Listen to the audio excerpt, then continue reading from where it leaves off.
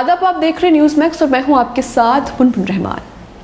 जहां एक तरफ कोरोना से लड़ने में भाजपा सरकार के पूरी तरह से फेल होने के बावजूद भी गोदी मीडिया उनके गुणगान गाती नहीं थक रही है, तो वहीं दूसरी तरफ सरकार को आईना दिखाने वाले ईमानदार पत्रकार भी गोदी मीडिया और सरकार के मुंह पर ईमानदारी का तमाचा मारने में पीछे नहीं रहते। हर मुद्दे पर बेबाकी से राय रखने वाले रवीश कुमार ने एक बार फिर सरकार को आईना दिखाया है।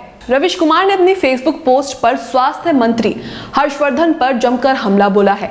रवीश कुमार का मानना है कि कोरोना के संकट से अब भी संभला जा सकता है अगर स्वास्थ्य मंत्री को हटा दिया जाए तो। रवीश कुमार ने अपनी फेसबुक पोस्ट पर लिखा है, वैसे भी डॉक्टर हर्षवर्धन का काम प्रधानमंत्री का ट्वीट रीट्वीट करना है और उनको दिन भर योद्धा बताने का ट्वीट करना है। ये काम डॉक्टर हर्षवर्धन घर बैठे भी कर सकते हैं, इसके लिए स्वास्थ्य मंत्री होना जरूरी नहीं है। रवीश कुमार ने बताया कि एक डॉक्टर स्वास्थ्य मंत्री को क्या करना चाहिए। उसके पास कई दर्जन डॉक्टरों की एक टीम होनी चाहिए जो कोविड के मरीजों का इलाज कर रहे सभी डॉक्टरों के प्रिस्क्रिप्शन का अध्ययन करती रहे। बेशक लाखों प्रिस्क्रिप्शन का अध्ययन संभव नहीं है, लेकिन कई 100 प्रिस्क्रिप्शन का अध्ययन हर दिन किया जा सकता है। इससे टीम को पता चलेगा कि छपरा से लेकर दिल्ली तक के तमाम डॉक्टर किस तरह इलाज कर रहे हैं, किस स्टेज पर कौन सी दवा दे रहे हैं और कौन सी दवा नहीं दे रहे हैं। इसकी वजह से किस तरह के मरीज को अस्पताल जाना पड़ा और अगर दवा दी जाती तो अस्पताल नहीं जाना पड़ता। हमें इस वक्त ये जानना जरूरी होगा कि क्यों इतने मरीज अस्पताल जा रहे हैं। उनके डॉक्टर ने सही दवा दी या नहीं दी तो देर से दी। क्या कोई ऐसी देरी हो रही है जिसकी वजह से मरीज की हालत बिगड़ रही है? ऐसा लगता है कि सभी डॉक्टर अलग अलग तरीके से इलाज कर रहे हैं। सरकार ने इलाज के लिए एक प्रोटोकॉल बनाया है, लेकिन वो कारगर नहीं लग रहा है। उसका भी अध्ययन होना चाहिए कि इस प्रोटोकॉल के फॉलो करने के बाद भी मरीज को अस्पताल तक क्यों जाना पड़ा। कुछ मरीज तो जाएंगे अस्पताल, लेकिन इस तरह भगदड़ नहीं मचनी चाहिए। प्रोटोकॉल बनाने वाली टीम को अहंकार छोड़कर काम करना चाहिए। इलाज करने वाले डॉक्टरों से बात कर उनकी कमियों को समझे और गाइड करें। सरकार ने कोविड को संभालने के लिए जिन डॉक्टरों की टीम बनाई है, उसे स्वास्थ्य मंत्री डॉक्टर हर्षवर्धन के साथ साथ बर्खास्त कर दे। नए डॉक्टरों की टीम लाई जाए जिनका कोई अपना हित ना हो, जो दिन भर इसी बात से सीना फुलाए ना घूमे कि प्रधानमंत्री के साथ मीटिंग हो रही है, बल्कि इलाज के पैटर्न पर निगाह रहे। देखें कि किस शहर के डॉक्टर इलाज में गड़बड़ी कर रहे हैं, क्या गड़बड़ी कर रहे हैं। अगर वो ना करें तो कई मरीज अस्पताल नहीं जाते।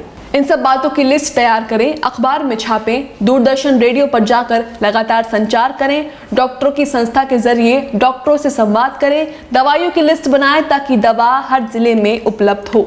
इस बात का रियल टाइम डेटा होना चाहिए कि अस्पतालों में जितने मरीज आ रहे हैं उनमें से कितने लक्षण आने के 5 दिन भीतर आ रहे हैं, 6 दिन के भीतर आ रहे हैं या 9 दिन के भीतर आ रहे हैं। उनकी हालत क्यों बिगड़ रही है, उनके आने की वजह क्या है। क्या किसी डॉक्टर ने अलग दवा लिखी है?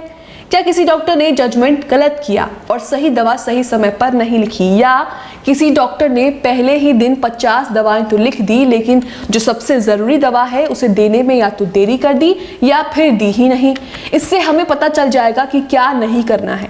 अगर यही जानकारी सारे डॉक्टरों को किसी कमांड सेंटर से दी जाए तो स्थिति संभाली जा सकती है। मेरी राय में ये संकट कोविड के मरीजों का इलाज कर रहे डॉक्टरों की समझ में कमी के कारण भी है। कई डॉक्टरों को अहम दवाओं का पता नहीं है, पता है तो पर्ची में नहीं लिखा है। इसका मतलब है कि डॉक्टर अपनी मर्जी से लिख रहे हैं या नहीं लिख रहे हैं। इसलिए डॉक्टरों के बीच आपसी संवाद बहुत जरूरी है। वो मंत्री के जरिए ना हो, वो हमारे जैसे लोगों के जरिए ना हो, बल्कि उनकी दुनिया के लोग आपस में बात करें कि किसका इलाज कारगर है और किसका नहीं।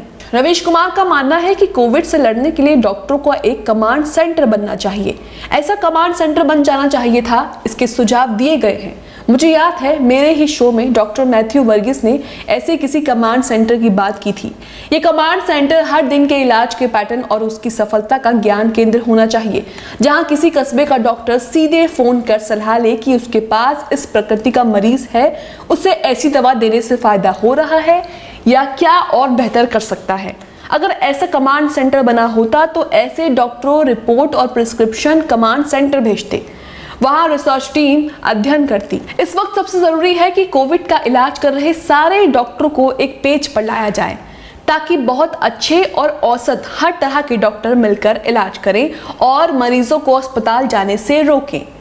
लोगों की जान बचेगी, इसके लिए जरूरी है कि प्रधानमंत्री जो खुद तो इस्तीफा देंगे नहीं, इसलिए वह अपने स्वास्थ्य मंत्री को हटा दें। मेरी बात मान ले, लाखों लोगों की जान बच सकती है। गोदी मीडिया के एंकरों के चक्कर में लोगों की जान मत जाने दीजिए, आगे आपकी मर्जी। अपनी फेसबुक पोस्ट के जरिए रवीश कुमार ने प्रधानमंत्री के चुनाव प्रचार में बिजी रहने पर भी तंज कसा है। प्रधानमंत्री जी, आप दुनिया का सारा चुनाव जीतते रहे, धरती पर जहां भी चुनाव हो आप ही जीते, बल्कि बीच बीच में आप किसी यूनिवर्सिटी के छात्र संघ का चुनाव भी लड़ लीजिए ताकि आप हर दिन कोई ना कोई चुनाव जीतते रहें। कभी देश में संकट हो तो मुखिया का नॉमिनेशन भर दीजिए और वहां प्रचार शुरू कर दीजिए। वो भी ना हो तो आपके पीएमओ में 1000-2000 लोग काम करते होंगे, उनके बीच हर दिन सुबह सुबह चुनाव कराइए, फिर कैबिनेट की बैठक में चुनाव कराते रहिए, वहां लड़ते रहिए और जीतते रहें।